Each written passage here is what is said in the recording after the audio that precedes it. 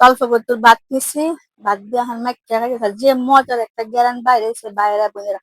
আর আরেকটা কথা আপনাদেরকে বলি, আপনারা যদি সরষের তেল খাইতে চান অবশ্যই সরষের তেলটা দিয়েন। সরষের তেলটা আমার বুবু খানা, তার জন্য আমি সরষের তেলটা দেই নাই।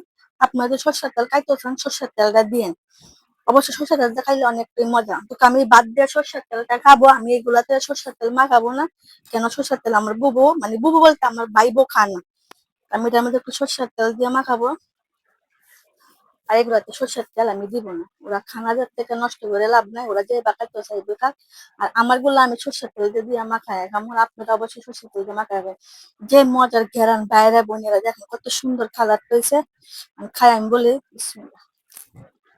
হম, মানে অমৃত, অমৃতের বেশি থাক।